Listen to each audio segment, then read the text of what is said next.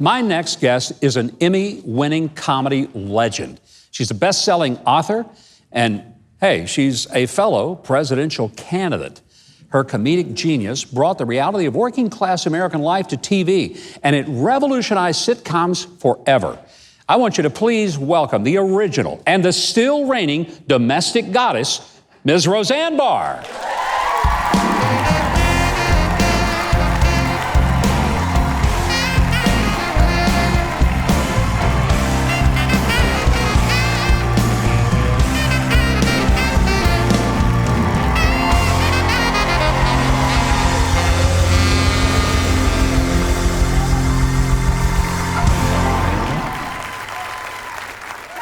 As you can see, we have a whole audience full of ABC executives here tonight who truly love you. What a great welcome. I've never had a welcome like that, Roseanne. Huh? I've never had a welcome like that. Oh, well, it was sure nice. Well, they love you. That's very nice. We're happy to have you here. You know, I thought it might be nice to make this interview really interesting. You and I have both taken Ambien. Okay, and, let's do it. That ought to... 15 minutes in, and boy, we're going to make news, aren't we? Yeah. You never know what's going to happen.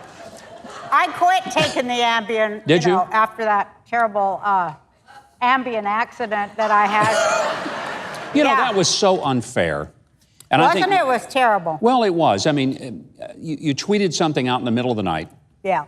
And you apologized for it. I didn't think it was that big of a deal, but you apologized for it, and that's all you can do. Yeah. But you didn't get a second chance. Mm-mm. I mean, I'm watching Alec Baldwin. He can beat somebody up on the street and give all kinds of slurs to people and call them names. That's okay. Yep. And other people in Hollywood and in the entertainment business. Jussie Smollett. Oh, my goodness. Yeah. Yeah. So what makes you different? Why is it that Disney didn't fire him, and then James Gunn, that had over 20,000 pro-pedophile tweets, they didn't fire him. Well, they did fire him, but they hired him back. So why are they treating you differently? I think that, I like President Trump. Well, that'll get you in trouble in Hollywood. He likes you, by the way. I know he does. He loves you. Yes, he's very nice to me. He was always, before he was president and he was a celebrity, he was like the only celebrity that ever returned my favors and came on my show when I asked him to. And he's always been so nice to me. And he let me play at his casino to do one of my HBO specials. But I like what he's doing for our country, too. You know, I do, too. You and I have something in common. We both ran for president. Yeah. And obviously, we're sitting here because neither of us made it. That's right. You ran in 2012. Yeah.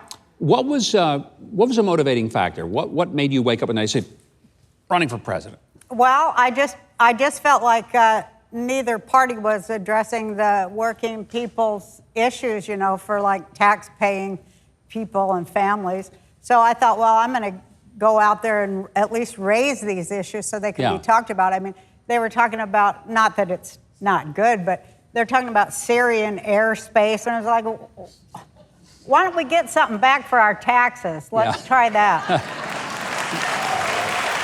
One thing that I have felt... But I do want to say about Hillary, it doesn't fit in, but anyway, I'll just say... I don't dislike her. I think she's a wonderful person. She would give you the shirt off somebody else's back in a heartbeat. She really would. She would. So I think that's good. When your show came back, the revival of Roseanne, there was such an incredible reaction to that. Yeah. Because it was really the only show that was depicting what life is like for working class families. People who stand on concrete floors for 8 and 10 hours a day for years and years doing that. People who do the work that makes our country run. That's exactly right. These are the real heroes of day-to-day America. And it was almost like there was such a hunger for it. And it was a huge hit. It was, and I just always, still thank my fans, because it was roughly about a year ago that the show came on, and it had 28 million viewers, and it was the biggest show in, I guess, 8 years. It had been Yeah. on any network. And I just thank all you and all my fans for that. It was a wonderful feeling. You have also, you've been very involved and outspoken for Israel. Right. When so many Hollywood people are afraid to. Yeah. And I deeply appreciate that. As a Thank you. longtime friend of Israel and somebody who believes that our alliance with them is critical Yeah. for peace in the whole world, and especially the Middle East. Yeah. Thank you, Roseanne, for standing up against the BDS, the boycott, divestiture, sanction movement, as you have so courageously done. Tell me Thank about your connection to Israel. Well, I think I know it, but you go ahead. Well, I'm Jewish. That has a lot. That has a maybe. lot to do with it. Yeah. And also, some of my family lives there.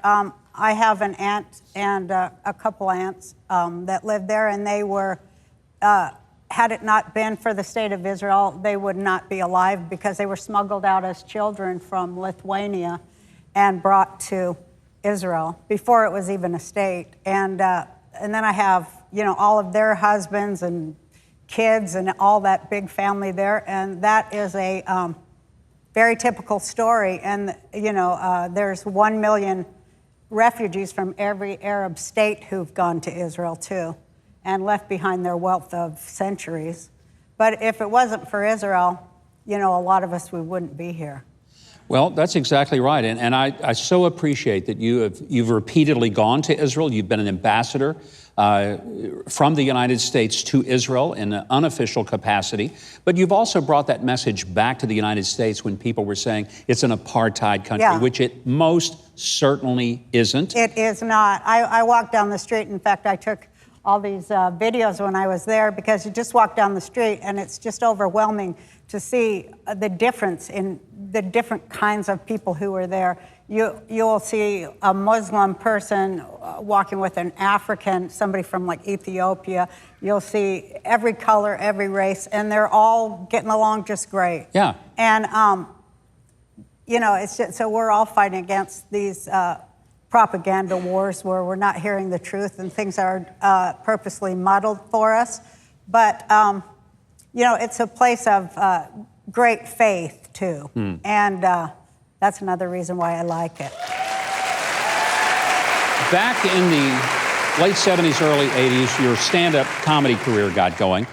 You were such a hit. You'd go on the late night shows, and I mean, you were unlike any other comedian that was breathing air during that period. Thank you. You were honest. You were talking about issues that really people could relate to if they, you know, lived like you talk about in the flyover country and in the normal hard work environment of America.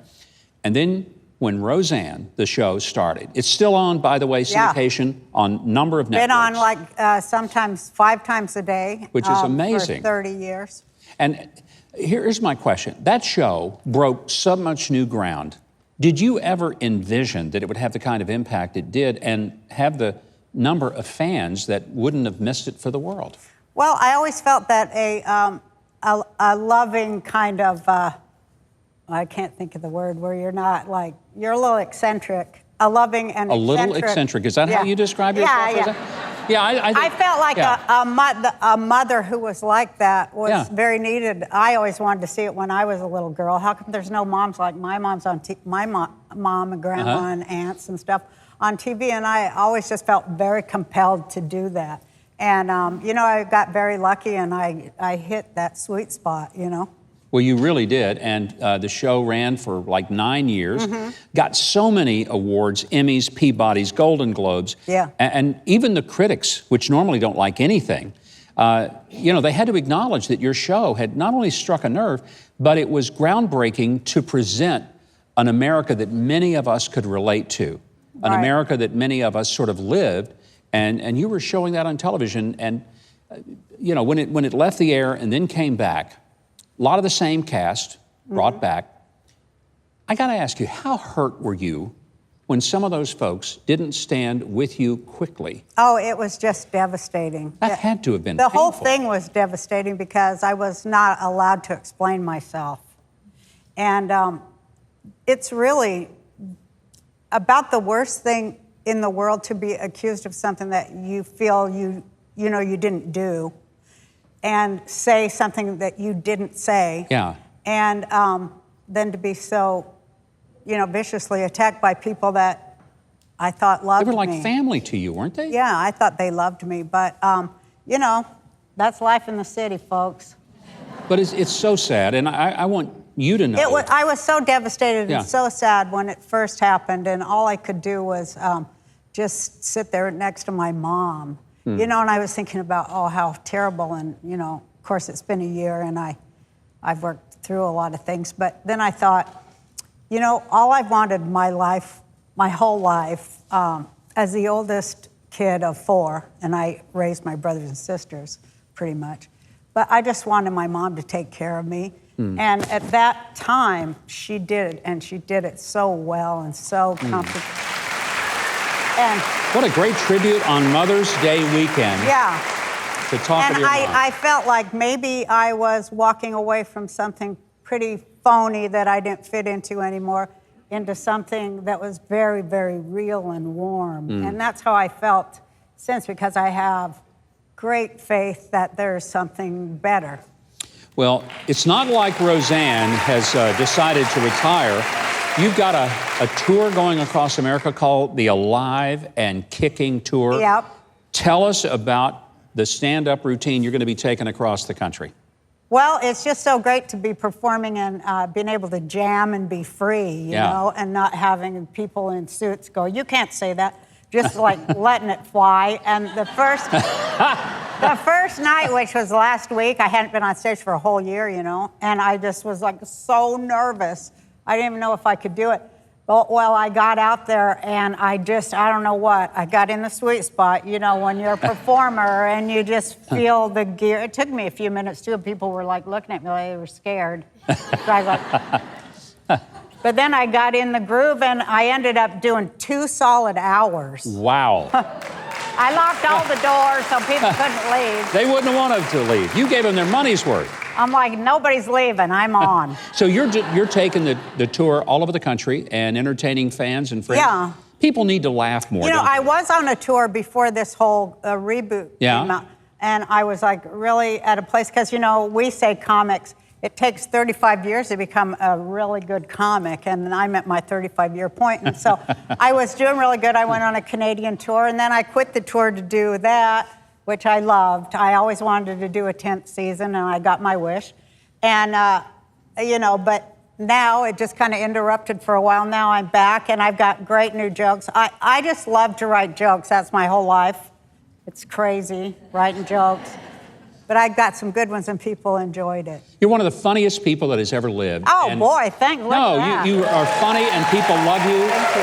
And you have evoked sort of a raw energy when you perform, and I think it's one of the reasons you've been so successful. I think all of us regret what happened to you, but we're glad that you are alive and kicking, and you're not going to just roll over and let them win. I'm not going to let them win. Roseanne, God bless you. Thank you. God bless you. Thank you so very much.